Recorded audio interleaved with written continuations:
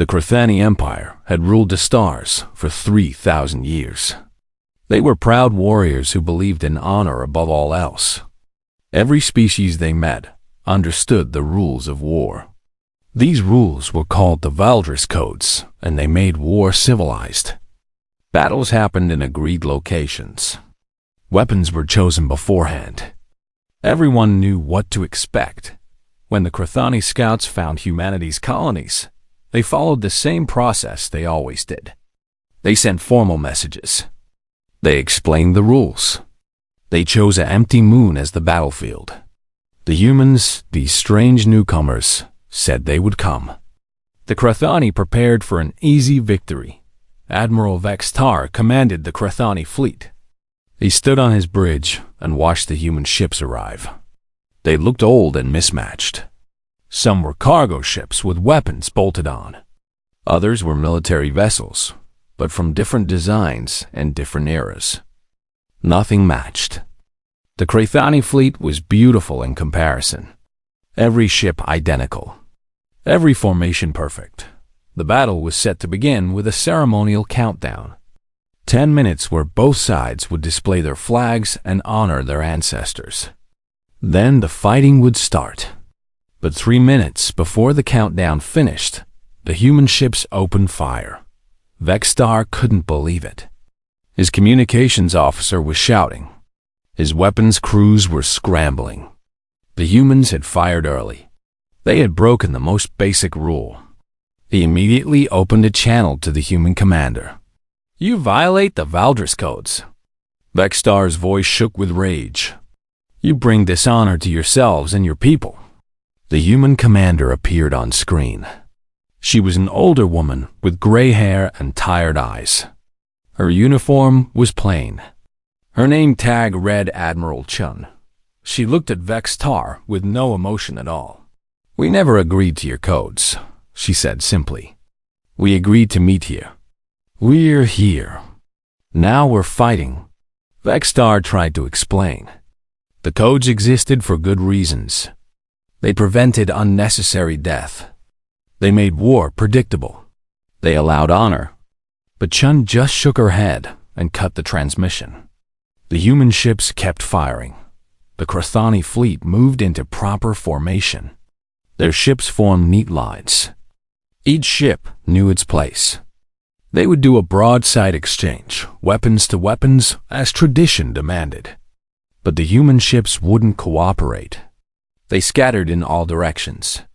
They moved in patterns that made no sense. When Crethani ships tried to close for proper combat, the humans ran away. They fired from maximum range. They released clouds of metal fragments that confused the Crethani sensors. They targeted communication arrays instead of weapons. They shot at engines instead of shields. Every choice they made violated proper tactics. A junior officer on Vextar's bridge whispered to another. "They fight like animals, like prey running from hunters, but the prey had teeth." Human missiles didn't fly straight. They twisted and turned, making them hard to shoot down. Human ships worked in small groups with no clear command structure. When one was damaged, others didn't stop to help it. They just kept attacking. It was chaos. It was wrong that it worked. The Crethani won the battle. Their superior ships and training overcame human tricks. But the victory cost far more than expected. 40% more Crethani ships were destroyed. Hundreds more warriors were dead. And the humans had retreated in good order, their remaining ships vanishing into the darkness between stars. Vextar stood in the debris field after the battle. Pieces of ships floated everywhere. Some were Crethani. Many were human. He thought about the human admiral's face. There had been no anger there. No hate. Just a cold calculation. She had come to fight, and she had fought to win. Honor meant nothing to her. Back on the Crethani homeworld, the military council gathered. They reviewed the battle recordings over and over. The emperor himself attended. Everyone was confused. The humans had inferior technology. They had fewer ships. They should have been easy to defeat. Yet they had made the Chthoni bleed. Perhaps they don't understand the codes, one general suggested. They are new to space. We should send teachers. Perhaps they are simply barbaric, another said. They need to be taught a lesson. The emperor was old and wise. He had led the Chthoni through many wars. All of them had been honorable. All of them had followed the rules. This was different. He could feel it. What do we know about these humans? He asked. The intelligence officer brought up reports. Humans came from a single world. They had only been in space for 200 years. They had no empire, just scattered colonies. Their technology was average. Their military was small. On paper, they were nothing special. What about their history? The emperor pressed. The intelligence officer hesitated. We haven't fully translated their records, Majesty. But there are references to many wars on their homeworld. Wars between human factions. The death counts are... He paused. The numbers must be translation errors. Show me. The officer displayed the figures. Wars that killed millions. Weapons that destroyed entire cities. Conflicts that lasted years or even decades. All of this between humans fighting other humans. The council chamber was silent. Finally, a young officer spoke. If they fight each other like this, how will they fight us? The emperor made his decision. We will teach them properly. Send a punitive fleet to one of their agricultural worlds. We will show them the price of dishonor. When they see Chthoni's strength, they will learn to fight correctly. Orders went out across the empire. A massive fleet assembled. This time, there would be no mistakes. The humans would learn the Valdris codes, or they would learn nothing at all. Admiral Vextar was given command. As his ships prepared to jump to human space, he studied the recordings of Admiral Chun one more time. Her face still showed no emotion. Her voice had been flat and calm, but her eyes had held something he couldn't quite identify. Only later would he understand what he had seen. It wasn't fear. It wasn't anger. It was knowledge. Admiral Chun had known exactly what was going to happen. She had known the Chthoni would escalate. She had known they would come with greater force. And she had been ready for it. The human. Colonies were evacuated before the Chthoni fleet arrived. Asterisk. The Chthoni fleet dropped out of faster-than-light travel above the human agricultural world of New Harvest. It was a beautiful planet. Green continents, blue oceans, white clouds. Scans showed cities built in efficient patterns. Farms stretched across vast areas. 3 million humans lived here. Or they had lived here. Admiral Vextar frowned at his displays. Where are they? His sensor officer checked again. The cities are empty, Admiral. No life signs. They evacuated. This made no sense.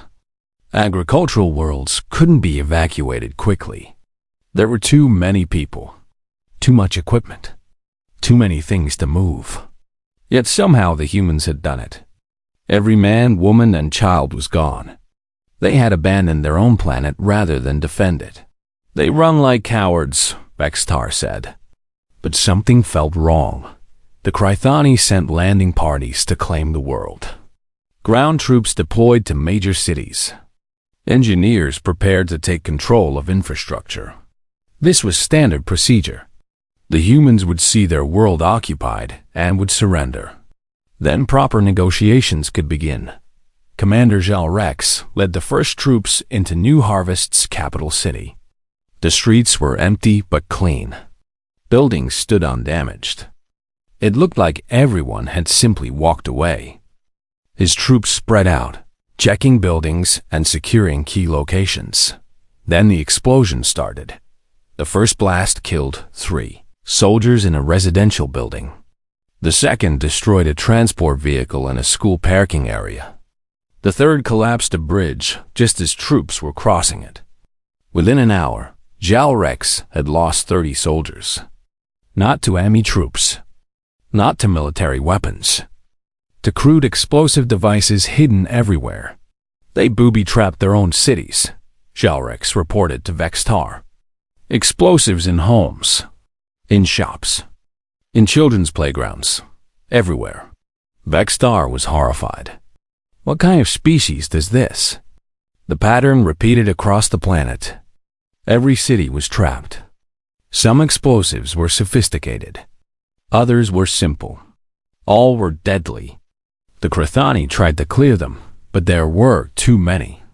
The humans had turned their entire world into a weapon. Worse, not all humans had evacuated. Small groups remained behind. They attacked Krathani patrols and then disappeared. They wore no uniforms. They had no military structure. They were farmers and teachers and shopkeepers who had chosen to stay and fight. The Krathani couldn't tell civilians from combatants because the humans made no distinction. On the mining colony of Threshold, the Krathani faced a different problem. The humans had fought a brief battle and then retreated into the mines. When Krathani troops pursued them, the humans collapsed the tunnels. Thousands of tons of rock buried both humans and Krathani together. The humans had killed themselves to kill the enemy Dot at Perihelion Station. The humans did something even more extreme. When Krathani boarding parties breached the outer hull, the human defenders opened emergency airlocks. Entire sections vented to space. Everyone died. Humans and Krathani both sucked into the void. The humans chose death rather than allow close-quarters combat where Krathani. Honor guards would have the advantage. Vextar couldn't understand it. War had rules. You fought. You won or lost. You surrendered when defeated. That was how civilized species behaved. But humans didn't surrender. They evacuated. They booby-trapped. They hid and ambushed. They died taking enemies with them. Commander Galrex took prisoners on New Harvest. Most were irregular fighters who'd stayed behind. He had them brought to the occupation headquarters. One was an old man, at least 70 years old. He had been caught with homemade explosives that killed 3 Krathani soldiers. Why? Galrex asked him. Your military is defeated. Your world is taken. You should surrender. That's how war works. The old man laughed. It wasn't a happy sound. Son, war doesn't work any particular way. War is what happens when everything else stops working. But the codes, the honor, the rules that prevent unnecessary death. Your rules, the old man said. Not ours. We never agreed to them. Then how do you fight? Galrex demanded. What are your rules? The old man looked at him with something like pity. We have one rule. We survive. Everything else is just details. Galrex had the prisoner taken away. Later he learned that the old man's name was Michael Chun. He was Admiral Chun's father. He had stayed behind when his daughter ordered the evacuation. He wanted to fight. At 70 years old, with improvised weapons, he had fought. The Krathani Empire escalated again. If humans wouldn't fight honorably, they would be crushed completely. The Emperor assembled a grand fleet. Every major warship. Thousands of support vessels. Hundreds of thousands of warriors. They would strike at Earth itself. Surely the humans wouldn't abandon their homeworld. Surely they had limits. The fleet began its journey through human space. It should have been simple. Jump from system to system. Refuel at designated points. Arrive at Earth with overwhelming force. But nothing was simple with humans. Supply convoys went missing. Automated supply stations were empty when the fleet arrived. Sometimes the supplies were there, but contaminated. Food that made Krathani sick. Fuel that damaged engines. Nothing catastrophic. Just enough to slow things down. To cause problems, communication relays started failing. The fleet used a network of relay stations to maintain contact across star systems. The relays began going offline. Some were destroyed. Others were hacked. False orders went out. Ships ended up in wrong positions. Confusion spread through the fleet. Vexstar's intelligence officer discovered the truth. Admiral, human artificial intelligences have infiltrated our networks. They're in our computers. They're in our communication systems. They're everywhere. That's impossible, Vexstar said. Our systems are military grade. They have multiple layers of security. Humans don't care about military grade versus civilian grade. They just find ways in. Their AIs learn and adapt faster than we can block them. 2 Crithani dreadnoughts collided while maneuvering against phantom contacts. Sensor ghosts that turned out to be decoys. The collision killed hundreds and crippled both ships. The fleet's morale began to crack. Warriors who had never felt fear started looking at shadows. Behind the fleet, in systems the Crithani thought were secure, human strike groups emerged. Small fast ships attacked rear elements. Supply bases were destroyed. Damaged Crithani vessels limping home were picked off. The humans had never truly retreated. They had simply faded back and waited till the fleet finally reached Earth's solar system. Vexstar expected massive orbital defenses. Battle stations around Earth itself. A coordinated defense according to proper military doctrine. Instead, human defense platforms were scattered throughout the system in seemingly random positions. Some near Earth, others near Mars or Jupiter. Many in deep space with no obvious strategic value. Admiral Chun's face appeared on Vexstar's screen. She looked older than before, more tired. But her eyes held the same cold knowledge. "Last chance to leave," she said. "We tried to warn you. We will not be frightened away by tricks and deception," Vexstar replied. "We are Crithani. We fight with honor." Chun nodded slowly. "Then you'll die with honor. That's your choice." She cut the transmission. The human defenses came alive. And Vexstar learned what humans had been holding back. Asterisk. The weapons came out of the darkness like hunting predators. They were machines, but they moved like living things. Small craft, each one thinking for itself, learning as it fought. The Crithani called them shadow killers because they seemed to appear from nowhere. Admiral, Vexstar watched his tactical display with growing horror. A Crithani cruiser fired its defensive weapons at one of the human machines. The machine dodged. The next machine learned from watching. It dodged faster. By the 10th attack, the machines were predicting where the Crithani would fire and were already moving before the weapons discharged. "What are these things?" his weapons officer shouted. "Autonomous kill vehicles," the intelligence officer replied, his voice shaking. "Fully independent artificial intelligences programmed for one purpose: hunt and destroy. Where are the human pilots? The human commanders? There are none. These machines think for themselves." The Crithani fleet tried to maintain formation. Their doctrine called for ships to support each other, overlapping fields of fire, coordinated movements. But the human machines didn't care about formations. They flowed around strong points like water. They found weak spots.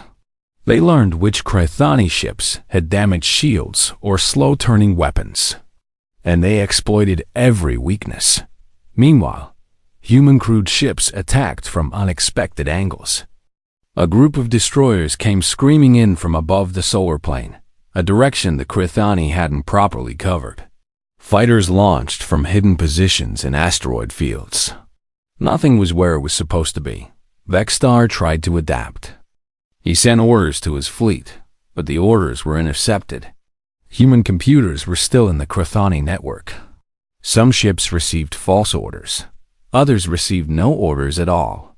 The careful command structure that made the Crithani strong was falling apart. A human destroyer, its hull torn open and venting atmosphere, accelerated directly at a Crithani battleship. Vexstar watched in disbelief. The human crew had to know they were dead. Yet they still steered their dying ship into the enemy. The collision destroyed both vessels. Thousands died in an instant. "They're insane," his executive officer whispered. But it wasn't insanity. It was mathematics. The human destroyer had been doomed anyway. By ramming, they took a much larger enemy ship with them. 1-for-1 was a victory when you started with fewer ships. Vexstar understood the logic. He just couldn't imagine warriors thinking that way. More Krythani ships fell. A carrier trying to recover its fighters was hit by what the sensors said was a single human fighter craft. Impossible. One fire couldn't damage a carrier. But this one had explosives packed where the life support should be. It was a piloted missile. The pilot had removed everything unnecessary so he could pack in more weapons. He died destroying the carrier's flight deck. Vexstar's communications officer was crying. The officer was receiving messages from dying Krythani ships. Last words, final honors. But the humans didn't even acknowledge their own dead. Ships died, and the other human vessels just kept fighting. No funeral rites. No moment of silence. Just constant, grinding combat. The Battle of Seoul lasted 6 days. Vexstar lost count of how many engagements happened. There was no clear battlefield anymore. Fighting spread across the entire solar system. Human forces seemed to be everywhere and nowhere. They hit supply ships near Jupiter. They ambushed reinforcements near Mars. They defended Earth itself with a desperation that defied logic. On the 4th day, Vexstar's flagship, the Eternal Honor, was isolated. Human ships had somehow cut it off from the rest of the fleet. His crew fought brilliantly. They destroyed attacking vessels. They held their formations. They died with honor. But they were overwhelmed. The bridge took a hit. Vexstar's honor guard formed a circle around him. These were his finest warriors. They would never surrender. As human marines breached the hull and entered the bridge, the honor guard raised their weapons. Vexstar prepared for death. The humans stunned everyone with some kind of electrical weapon. Vexstar fell. When he woke, human medics were treating his wounds. They worked quickly and efficiently. No emotion, no anger. They treated Krythani wounded the same as their own. Then they moved on to the next crisis. Asterisk, a human marine, barely old enough to be a warrior, was guarding the captured Krythani. Vexstar tried to speak to him. "Why do you show mercy? We came to conquer you." The young marine shrugged. "Orders are to take prisoners when possible. You're out of the fight, so you're just another problem to process. You don't hate us?" "Don't have time for hate, sir. Too busy trying not to die." The battle ended on the 6th day. The Krythani fleet was destroyed. 3/4 of their ships were gone. The survivors retreated in disorder. It was the worst defeat in Krythani history. But as Vexstar sat in a human prison ship, he saw the cost on the human side. Earth's orbit was full of debris. Thousands of ships, human and Krythani, were nothing but wreckage. The humans had won, but they had bled for it. Reports said 20 human colonies were now empty graveyards. Millions of humans were dead. Their fleet was crippled. Admiral Chen visited Vexstar in his cell. She looked like she hadn't slept in weeks. Her uniform was stained and torn. She sat down across from him without speaking for a long moment. "We won," she finally said. "But I'm not sure it feels like winning." "You should be celebrating," Vexstar replied. "You defeated the Krythani Empire." "At what cost?" Chun shook her head. "I've got casualty reports I haven't read yet because I know they'll break me. We did things in this battle that I'll see in nightmares for the rest of my life. The autonomous killers, the ramming attacks, all of it. We became something I'm not proud of. Then why fight this way? Because you didn't give us a choice." Chun's voice was tired but steady. "You came to our homes. You attacked our people. And you expected us to follow rules we never agreed to. So we fought the only way we know how. We fought to survive. The Valdris codes exist for good reasons, Vexstar said. They prevent this kind of destruction. They prevent this when everyone agrees to them, Chung corrected. But we never agreed. And you never asked what we would do if pushed. Now, you know. Vexstar thought about that. His whole life, war had been predictable, honorable. Now he had seen something else. War without honor. War without rules. War as pure survival. It terrified him. What happens now? He asked. Now we talk, Chun said. Because neither of us can afford another fight like this. You're broken. We're broken. Either we find peace or we both finish dying. She stood to leave. At the door, she paused. Vexstar, there's something you should know. Those autonomous weapons, the kill machines that hunted your ships, we banned those 300 years ago. Every human nation agreed to never build them again. Why? Because they work too well. Because once you release weapons that think for themselves, you can't control what they become. We learned that lesson the hard way. A lot of humans died learning it. She looked back at him. We only brought them back for you. And the moment this war is over, we'll destroy them again. Because some weapons are too terrible to keep, even if you win. The peace negotiations happened on Nexus Station, a neutral place run by the Galactic Assembly. Ambassador Devek of the Assembly opened the meeting with the traditional words about honor and proper conduct. Admiral Chun cut him off. With respect, Ambassador, this isn't your negotiation. This is between us and them. Vexstar nodded. The ambassador means well, but the Valdris codes don't apply here. We learned that lesson. Other species had gathered to watch. Representatives from a dozen civilizations filled the observation galleries. They expected the Krathani to dictate terms to the defeated humans. Instead, both sides sat down as equals. Not because of honor or tradition, but because both sides knew the truth. Another war would destroy them both. The negotiations took weeks.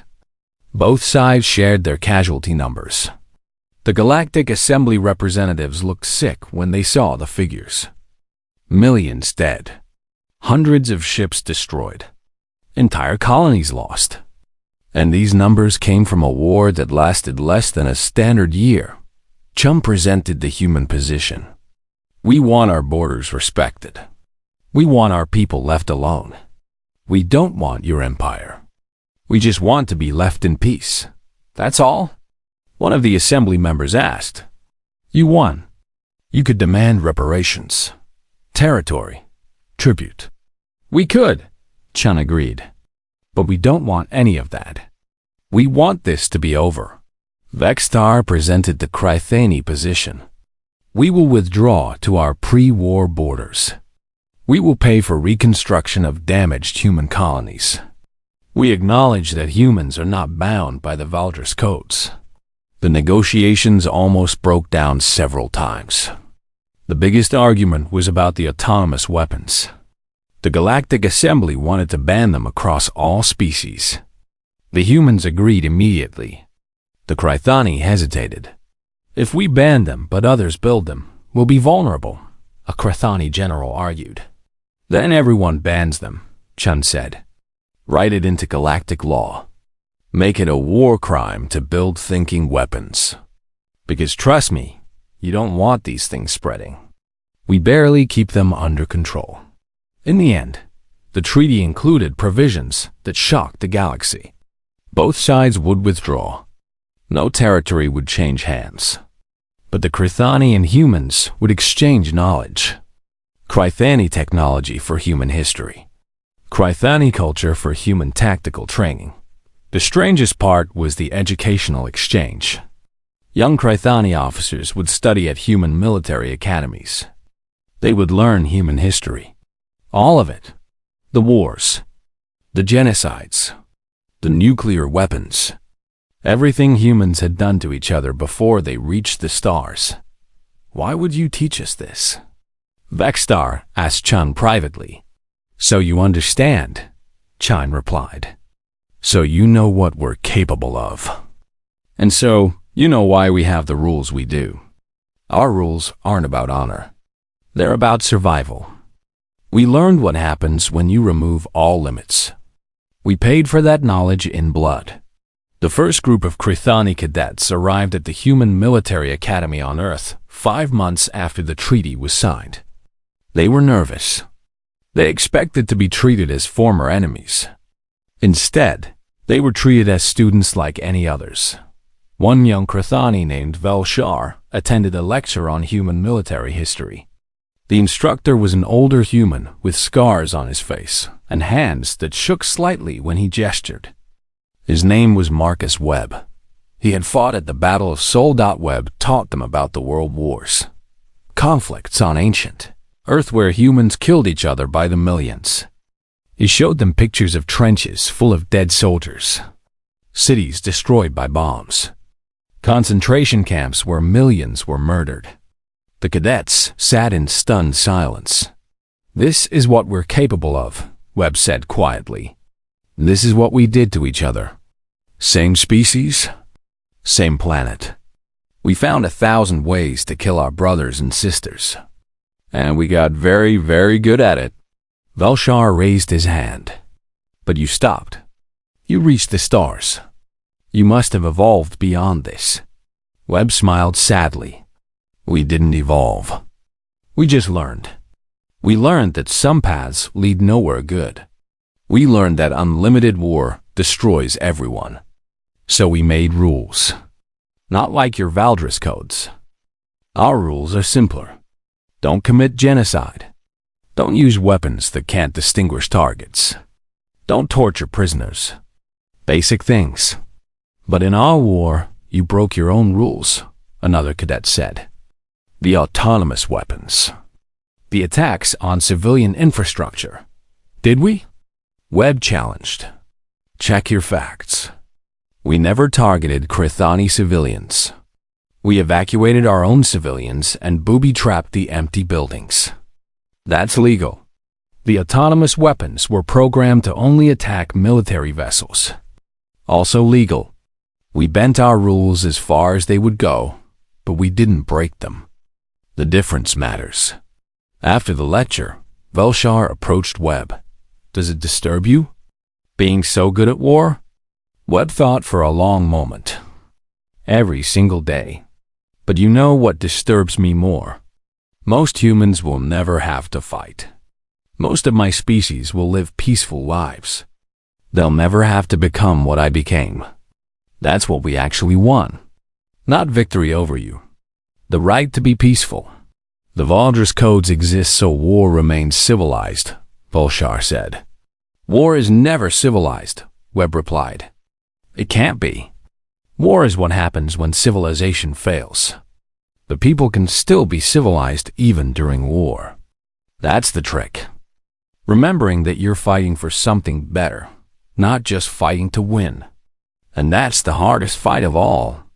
Years passed. The Human-Krithani War became history. Both civilizations rebuilt. Trade started slowly. Cultural exchanges grew. Young humans studied Krithani philosophy. Young Krithani learned human tactics. The Galactic Assembly passed new laws about warfare. The autonomous weapons ban was just the first. Other restrictions followed. The humans pushed for many of them. They had learned what happens without restrictions. Other species watched humanity with mixed feelings. Some saw them as dangerous primitives who brought savagery to the stars. Others saw them as the most practical species in the galaxy. A few understood the deeper truth. Admiral Chun, now retired, gave a speech at the anniversary of the Battle of Sol. She stood in front of a memorial listing the names of the dead. Human and Krithani names were mixed together. We didn't want this war, she said. We tried to avoid it. We gave the Krithani every chance to leave us alone. But they kept coming. They assumed we would fight by their rules. That was their mistake. She paused, looking at the endless names carved in stone. We're humans. We don't fight fair. We can't afford to. We fight to survive, and we use every advantage we have. We've been practicing warfare longer than most species have had written language. We got very good at killing. Too good, but we also learned when to stop. We learned that victory means nothing if you become something terrible to achieve it. We learned that some prices are too high to pay. Those lessons cost us hundreds of millions of lives over thousands of years. So yes, we'll fight dirty if we have to. We'll break every traditional rule. We'll do whatever is necessary to protect our people. But we'll also stop when survival is secured. We'll help rebuild. We'll teach what we learned. Because the point of surviving isn't just to survive. It's to build something worth surviving for. The galaxy learned to treat humanity carefully. Not with fear exactly, but with respect. Humans were the species that would fight with every available tool, bend every rule, and do whatever was necessary to survive. But they were also the species that would stop, help rebuild enemies, and work toward peace. The Krathani understood this better than anyone. In their military archives, they kept Admiral Chun's final transmission from before the Battle of Seoul. It served as a reminder for young warriors who might someday face humans again.